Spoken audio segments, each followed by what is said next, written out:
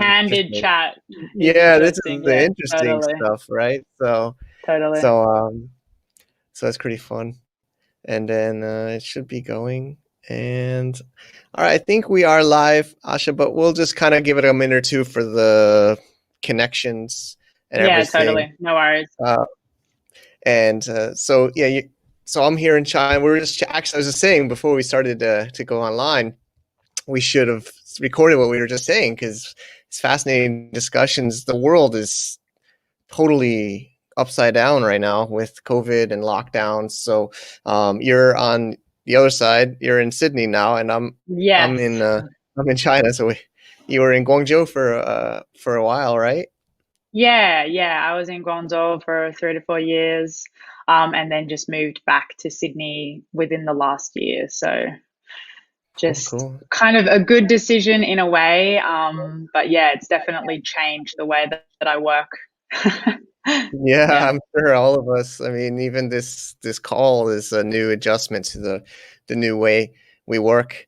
All right, I think we'll get started.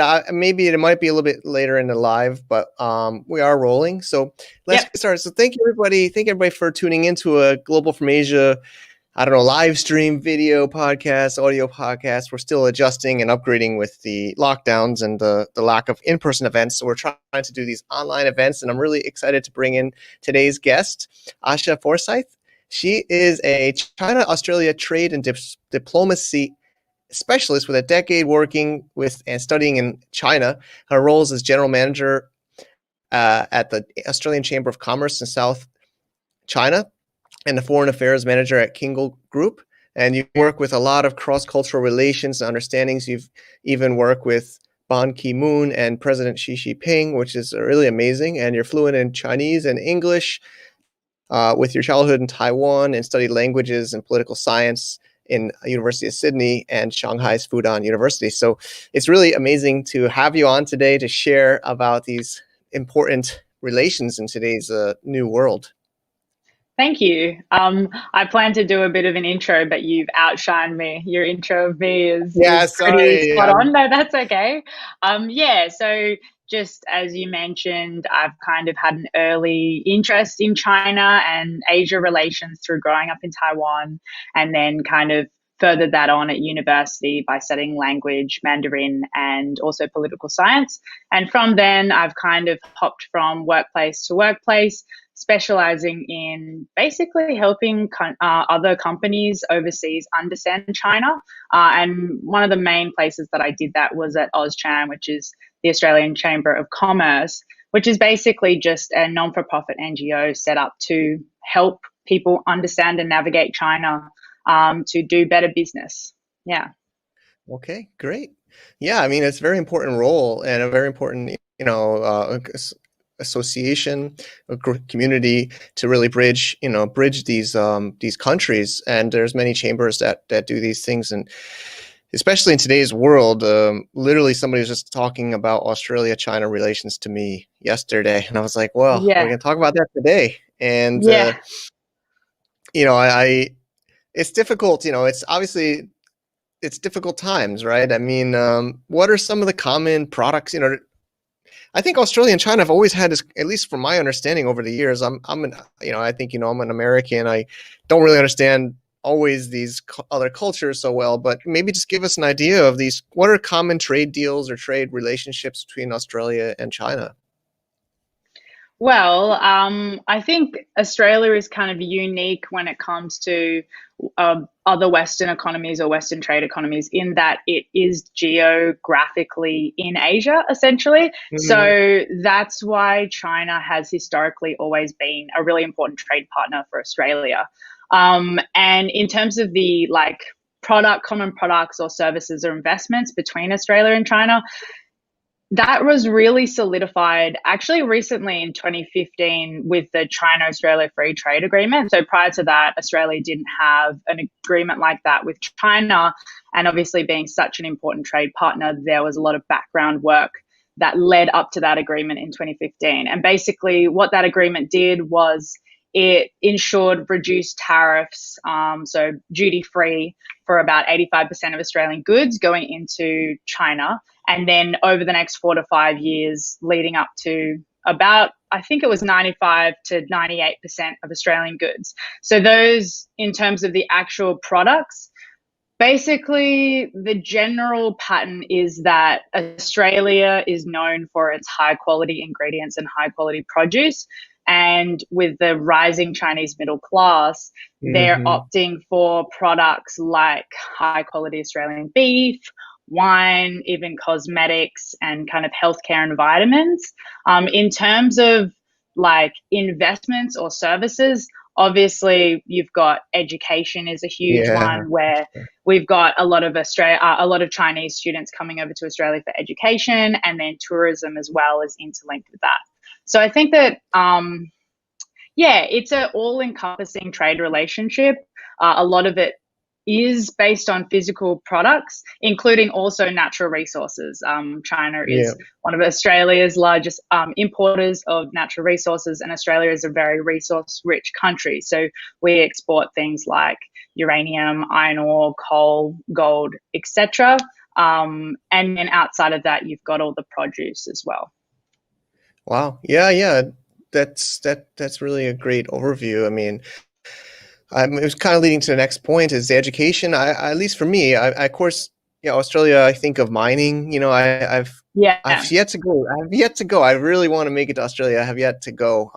There's been a couple close chances, but I haven't been myself. But I mean, I always hear about mining and like you mentioned, natural resources and the education are the top two in my mind from what I've just in casual conversations and business encounters.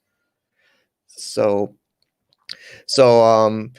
I guess let's just, I don't know. I mean, it's dangerous. I don't get so political, and I don't know how political you want to get. But of course, there's been some testing of these relationships, in this pandemic. I don't know, what's your experience you've noticed the past year or so. Like you just relocated to Sydney just before the pandemic, just by chance, right? It was nothing connected to knowing it.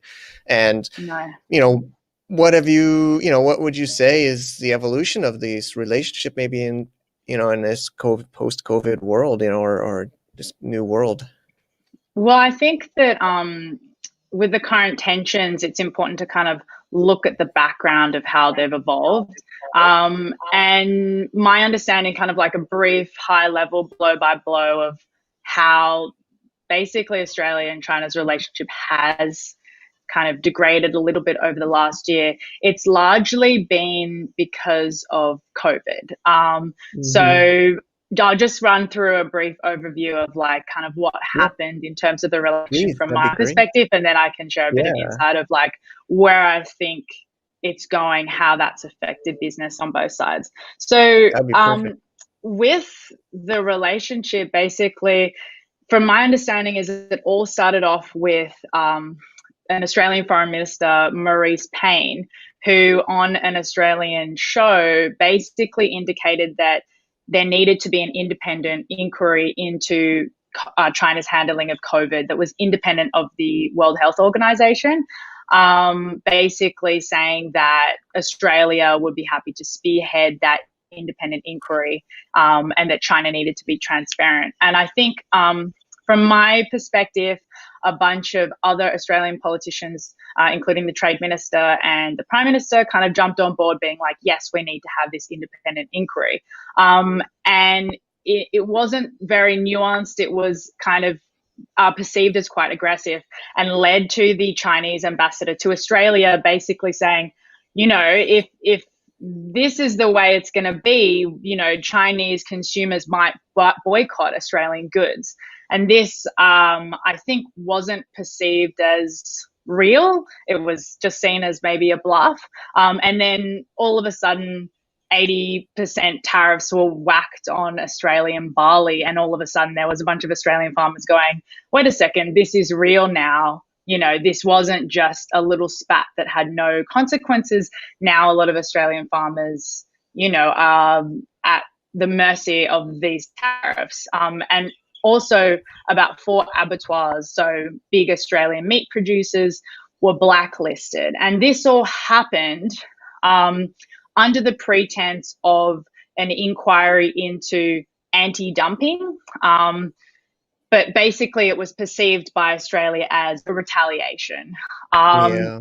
So how has that affected Australian businesses? Well, like the initial sectors that have come under fire are obviously in barley, beef, cotton, a lot of agricultural exports, and as well as wine.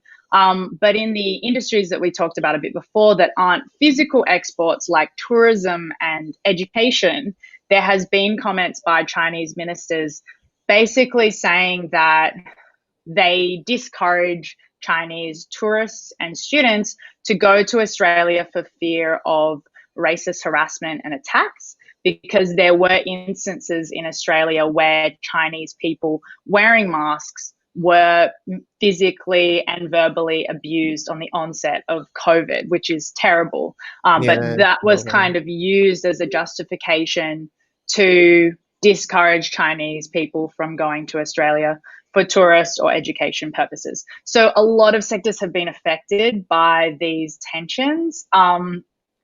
And, you know, different parties have weighed in on kind of what should happen next. And a large consensus, which I tend to agree with, my opinion, is that I think that the rhetoric was a little aggressive. Anybody who's dealt with China just on a day-to-day level in business or learnt about Chinese culture and Chinese business culture knows that there's, a lot of culture around saving face and how you do things in the public versus how you do things in the private. And I think that, these things don't disappear when you're moving from the individual level to a political level. It's clear that these cultural tendencies still exist. And I think it's important for politicians in Australia and elsewhere in the world to kind of acknowledge that and work with that. So I would suggest my kind of view for where things could be heading, hopefully, is that the rhetoric of like spearheading an independent inquiry into China in a very aggressive way is kind of changed so that it's more nuanced and is more about collaborating. Yeah. Yeah, no, I would agree. I mean, while we are talking, of course, about China and Australia, I think the rest of the world can learn,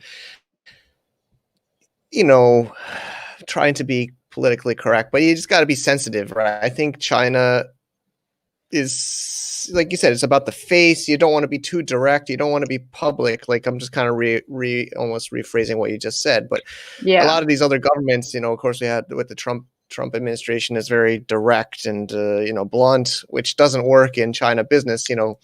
Anybody that's even read a China business book, I think that's kind of like one of the first chapters is face and kind of this whole indirectness of communication. And and a lot of the Western or the foreign non-Asian, well, I don't want to say Asian, but a lot of the other governments and people are more direct, right?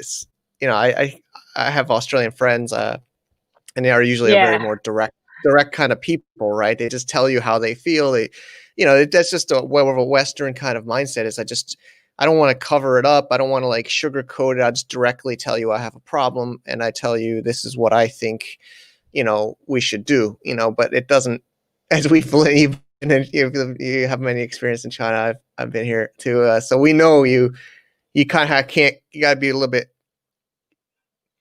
What would you say, like delicate almost, or strategic about how you deliver your opinion? And definitely, I'm not advocating for individuals or politicians or governments to not say anything about things that they disagree with. Obviously, there are a lot of ideological differences between Australia and China, for example, in the realm of human rights. With the stuff that's happening in Hong Kong, the militarization of the South China Sea, as well as what's happening with the Uyghur minorities in Xinjiang. Those are all issues that I guess Western democracies are allowed to take issue with. Those are not things that I'm advocating that Western democracies like Australia just have to kind of sit there and go, oh, we just won't say anything because we want a good trade relationship with China.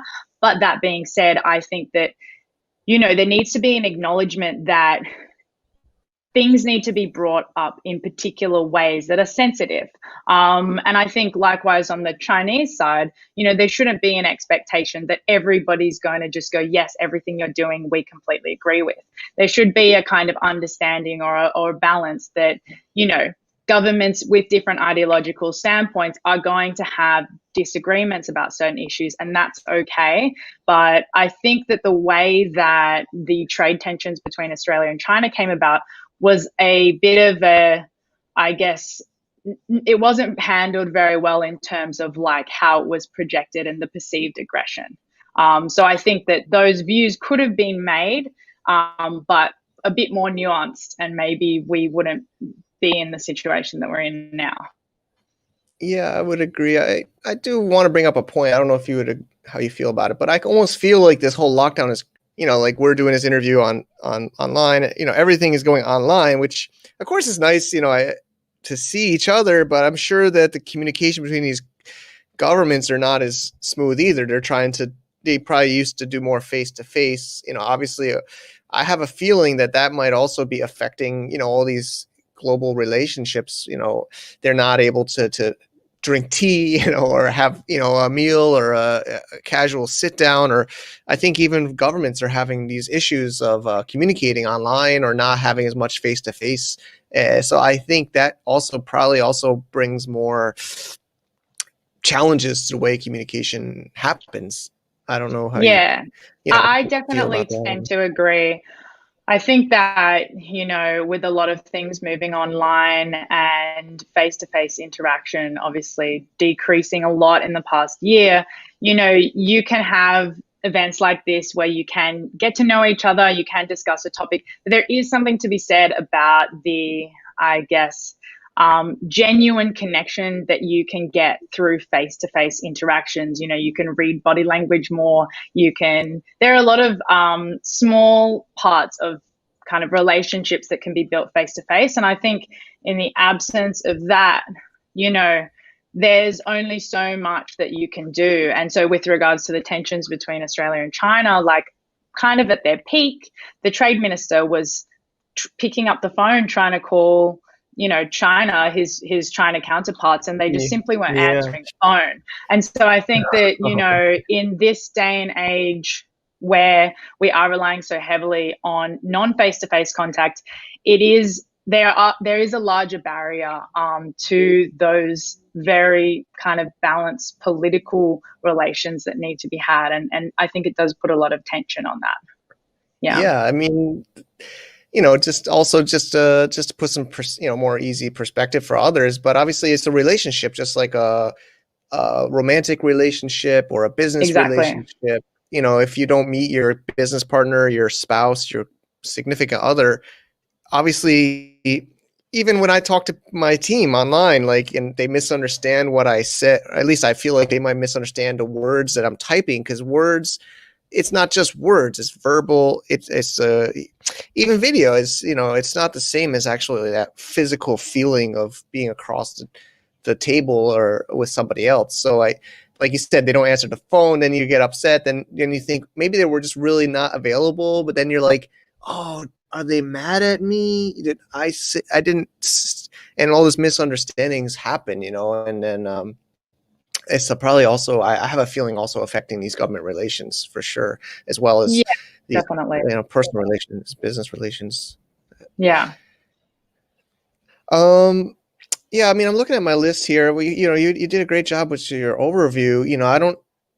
I always wonder, I don't know if we can go into some specific examples or deals, that positively or negatively that you might notice in this, and how you did mention some of these farmers and meat companies. I don't know if we want to talk about some specific examples, or maybe we just remove the names, but I would, just trying to think, what can people do now? I guess nobody still knows. It's almost 2021 now. I guess it seems like it's going to be a little bit longer lockdown. It keeps extending, but I think travel won't be opening up still.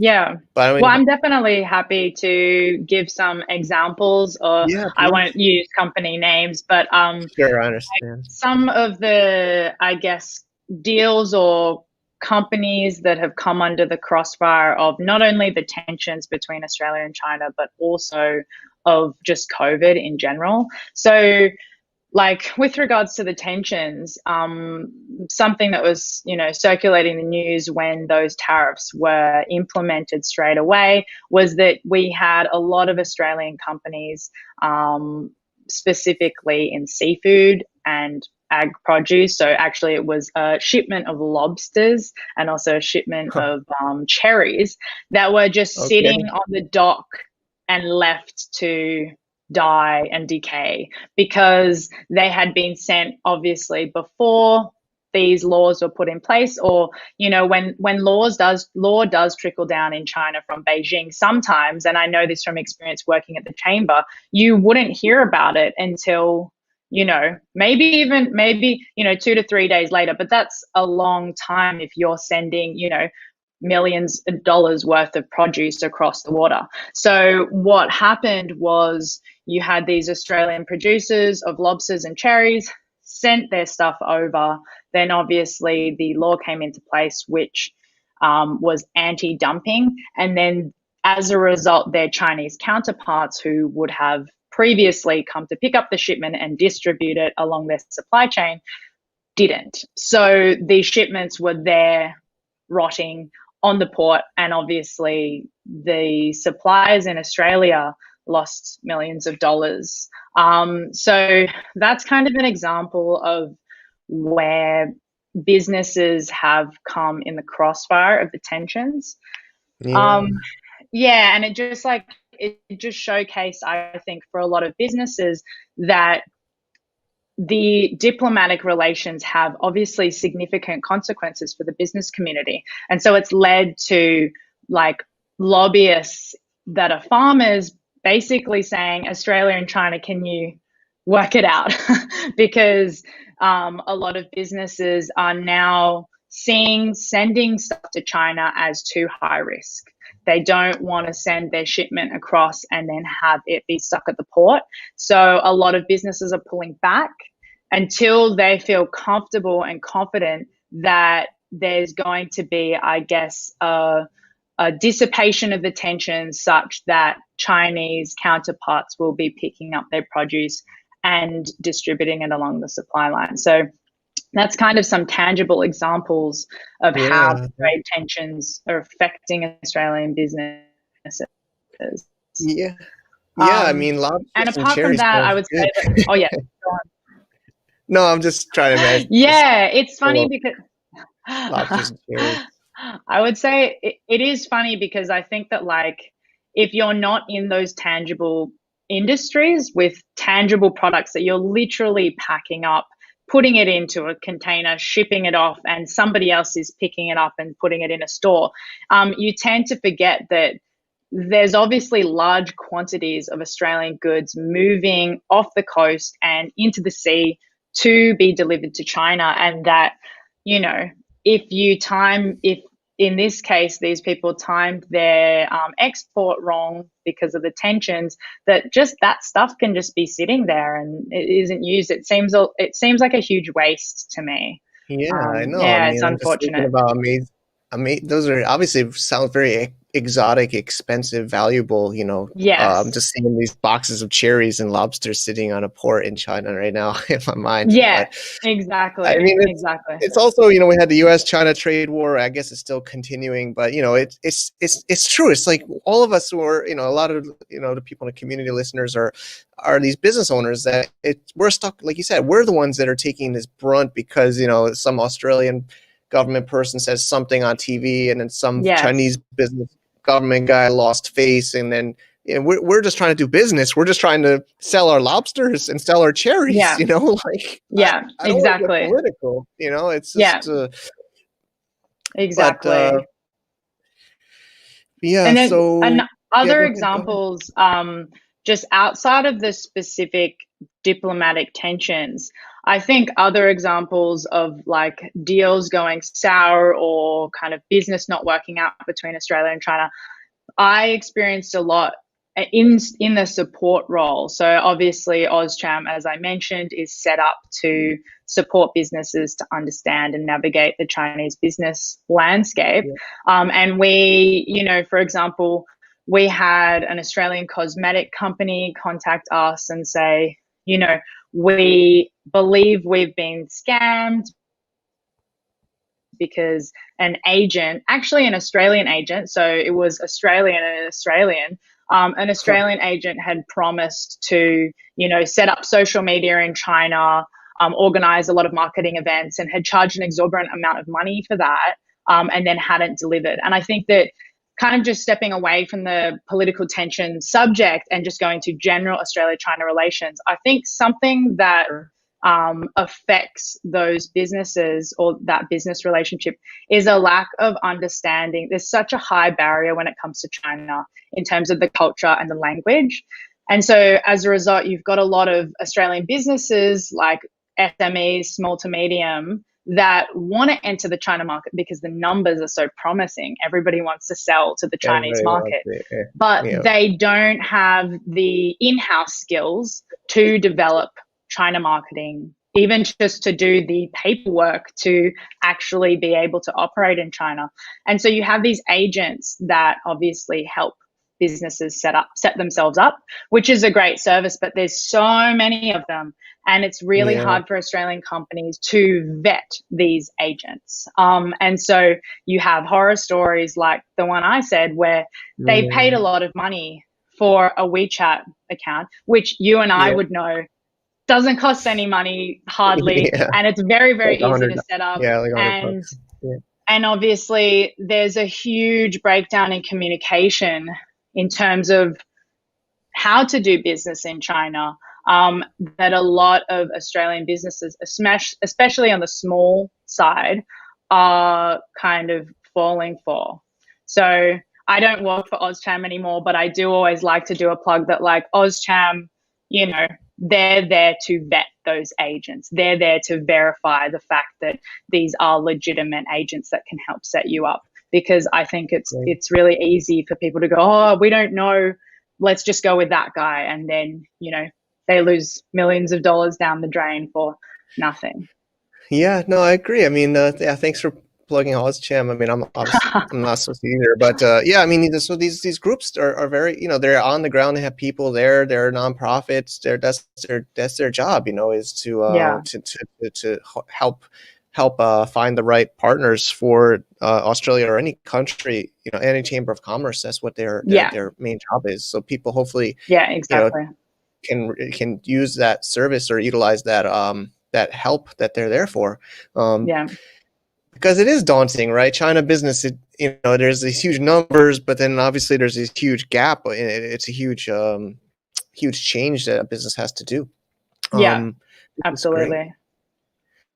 Okay, Asha. I got a question from one person in the community, Zach Franklin, a regular from Seller.deals. He does amazing things for the community. As obviously, he's more in the Amazon space, so he's of course curious about Amazon Australia. I know it might not be your exact niche, but Yeah. how has that been going? Is that I'm sure there's lots of probably Chinese sellers on there, maybe, or other foreign sellers. I mean, how does maybe just as a consumer or your own ideas. I'm sure everybody's always interested in Amazon here. Yeah, I can definitely shed some insight on that. As you mentioned, as the Australia market here is not so much my expertise. I focus on Australian companies going over to China, but as a person living in Australia, I do use e-commerce platforms like Amazon and eBay, and I would say that something that I've noticed. Funnily enough, I was involved kind of at an arm's length with some people importing PPE, so personal protective equipment, Mm-hmm. from China into Australia and distributing them via e-commerce platforms. And Okay. what I noticed is that the Chinese sellers, this is just my kind of overview, I guess, as a consumer, is that the Chinese resellers obviously can get really low prices from China and then bring the stuff over using drop ship and put it on at a very, very competitive price that I saw on, forums and just chatting to a few people. The Australian kind of counterparts or the Australian market can't really compete.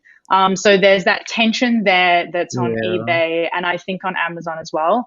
That being said, Amazon isn't as developed in Australia as America, of course, because Amazon's from America. So there's, just through using it, there's actually eBay is more developed here, which is funny because I think that's kind of seen as like a Craigslist runoff over in America. So it's funny how different products kind of like rise to the front in different countries. So what I've noticed with Amazon is like, the products are a little bit more limited compared to eBay, but both platforms are the competitive pricing is coming from Chinese resellers that make the local market find it a little bit difficult to compete. Got it. Yeah, which is similar globally, I would say, even in the US with Amazon. They opened it up more to international sellers. It got definitely more competitive. I mean, even eBay days, early eBay days, I think it started like 2004, 2005. But thanks for the insight, Asha. So I think we're going to switch to the networking mode with we have a small but good group of people here. Chris Davies is here from FBA for You and Zach. So we'll probably flip off to live in a few minutes, but I do want to, I know maybe you could share what you're up to, how, if people, you, like you said, you specialize more in Australia to import into China. Maybe you could share what you're working on or how people could learn more? Yeah, I'd love to. So as I mentioned, I was working in Guangzhou as the general manager of the Australian Chamber of Commerce. And in the last year, I've relocated back to Sydney, basically just for a change of scene. I wanted to be closer to my family. But I also wanted to do boots on the ground work in Australia, because that's something that, is equally as important is, educating and facilitating those good relationships here before people go over and, make big business mistakes. So at the moment, when COVID hit, I actually took advantage of the lockdown and I have co-written a book. It's yet to be it's in the process of being published. So congrats. Thank you. It's a little bit different. It's basically on Chinese tech, and how it's vastly different from Western tech, but also how international companies can leverage it to access the China market. So I've co-wrote it with my partner, who was head of global marketing for WeChat, the only foreigner in WeChat. And we kind of brought our two expertise together to basically shed light on a topic that a lot of people know is really important, but they don't really know how to navigate it because, as you would know, Michael, China tech is so far ahead, but it's like a different world. It's very, very different. So I've been working on that, which has taken up a lot of my time. And then apart from that, I've been doing kind of private consulting for select clients. So basically just what I was doing at OzCham, but privately and independently for particular clients that reach out through my network. Great. And if people want to find me, that's awesome. So they can. Exactly. How can people find you? I was just going to say, basically, LinkedIn is the best place to find me. And with regards to the book and any consulting around that, I'll be announcing the book later on. So watch this space.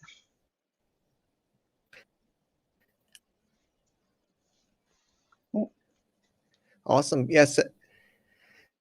I don't know if it's my internet. Sorry, this might be probably my Chinese internet is lagging, but I got most of that. So yeah, we'll link up on the show notes to your LinkedIn, and then we'll also. I can't wait for the book. I always love to read people's books about China and China business, even though I'm in here. I love to learn. So we'll try to get that added to the show notes when it's ready, and then people Awesome. could grab it. It'll be like on Kindle, or it'll probably be print and then Kindle, or Yeah, it'll be things like print that. and Or Kindle. okay, okay, great. Yes, definitely send it. We'll link it up so people listening later can find it. Thanks so much, Asha. So, is there anything else you'd like to add before we wrap up the recording? I think we I just covered a like to lot here. say So, we covered a lot. yeah, go I ahead. think that, you know, for me, it was a really good opportunity to come on here. So thank you for having me. As I mentioned, I have kind of been in isolation writing this book. So it was actually a really good opportunity for me to brush off on my facts, for me to make sure that, you know, I am following this. Because sometimes I think, especially with COVID, it is easy just to kind of get in a hole and just kind of shut out the whole world. So I just want to say thanks Tell me. for inviting me and also giving me the opportunity to make sure I'm keeping abreast on Australia-China relations. And, you know, fingers crossed Great. that the diplomats can Yeah. work it out and the economies can continue to grow. And hopefully the relationship can build so it's not just an economic one, you know, it also includes cultural ties and, you know, linguistic language ties as well. So hopefully it'll be a good kind of reminder or a good warning for people in Australia and elsewhere to go, wait a second, we should, I guess, invest more in a deeper relationship with China. So we'll see. But thank you. Agreed. Yeah, my pleasure, Asha. So thanks so much. And I guess also just it's we're all one world, right? I mean, I think the Yeah. global economy, we're all so interconnected now more than ever. So I think hopefully we all got to brush up our relations knowledge with all these countries. So I appreciate you sharing with us. It's been really fascinating. And yeah, so that's it for recording. But if you're watching this now, just Asha and others, just stick around. If you have, we'll have a little bit of networking. All right. Thank you again, Perfect. Asha. Bye. Thanks. Okay, so